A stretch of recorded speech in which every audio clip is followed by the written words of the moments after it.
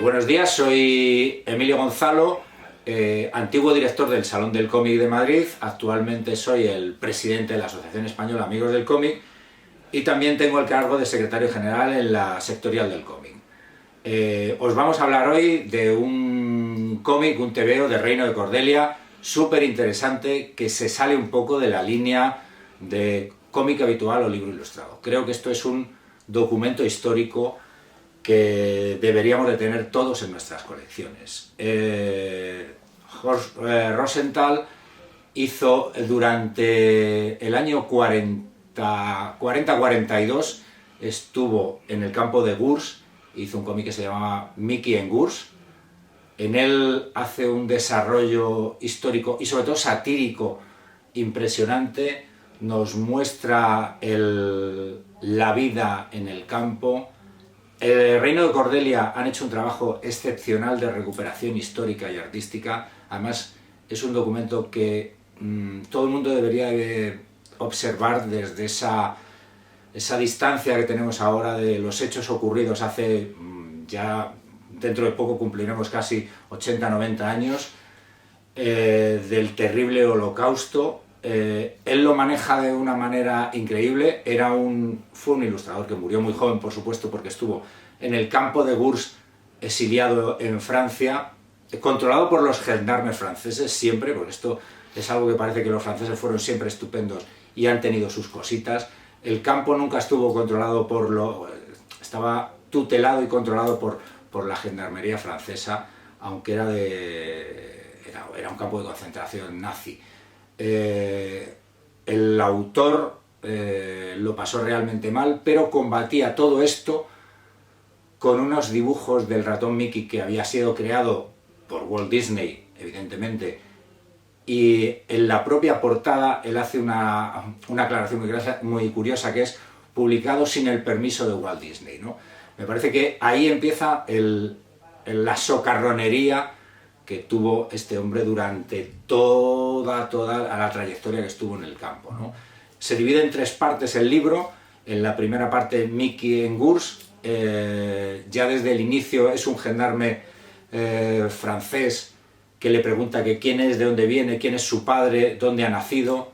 Mickey con una soltura y el autor demostrando una ironía increíble. Dice que su padre es Walt Disney, prácticamente que no tiene nacionalidad, no entiende las cosas. En toda esa primera parte, que es Mickey en Gurs, me parece súper interesante. Mickey era como llamaban las enfermeras durante la Segunda Guerra Mundial de alguna de las instituciones sanitarias que ayudaban a los tanto combatientes como a la gente que estaba pasando penurias. Llamaban Mickey a los chavales, a los niños.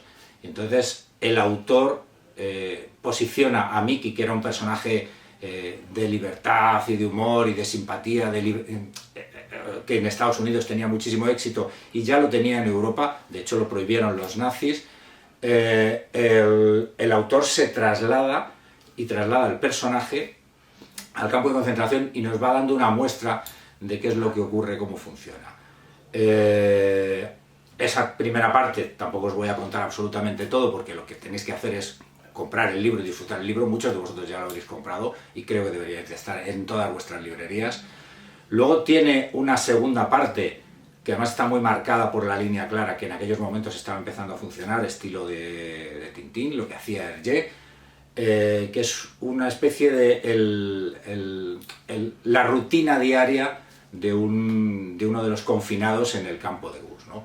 Ahí se hacen muchísimas menciones, como si fuese prácticamente una visita turística, ¿no? O sea, hablan incluso hasta de la cocina, que evidentemente nadie podía coger kilos, todo lo contrario. Todos sabemos qué es lo que ocurrió en el Holocausto y en los campos de concentración.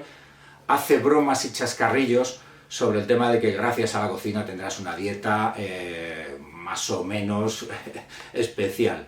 Y en la última parte del libro, que es lo que complementa toda esta obra, nos encontramos con que él hace como una especie de publicidad, como si fuese una especie de folleto turístico de Gurs, ¿no? Una especie de desarrollo por todas las cosas que ocurren allí. De hecho, parece como si estuviese hablando de un balneario. No os digo Gurs ciudad de vacaciones, pero algo parecido, ¿no? Me parece que es interesante. No me gustaría desvelar mucho más porque creo que en esta obra es necesaria para los lectores de cómic, los lectores habituales y para la gente que, aunque no sea demasiado lector, tiene que conocer esto que ocurre. Es probablemente el primer cómic, el primer fanzine que un autor como él, que fue gaseado en Auschwitz cuando le trasladaron a Auschwitz en 1942, con sus propias manos y con los medios tan exiguos que había en los campos de concentración, fue capaz de hacer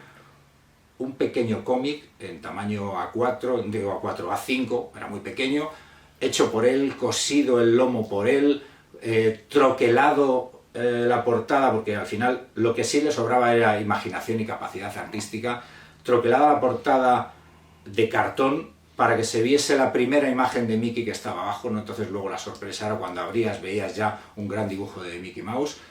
Me parece que este libro merece estar en un sitio importantísimo. Años después, Art Spiegelman consiguió el Pulitzer con la obra Mouse, en la que también trasladaba a los personajes a animales un poco no antropomórficos, sino realmente animales, ¿no? Los ratones, él cuenta toda la aventura de su padre en un campo de concentración como un ratón que está controlado por los nazis, que son otros animales mucho más fieros que los lobos, pero también tenemos La bestia muerto del gran Edmond, y quiero que lo veáis, François Calvo, que esto se publicó 2 años, más o menos 2 años o 3 años después de haber sacado Gurs, Mickey en Gurs, y me parece que en esas 3 obras se muestra muy bien el holocausto de los campos de concentración, pero fue el primero,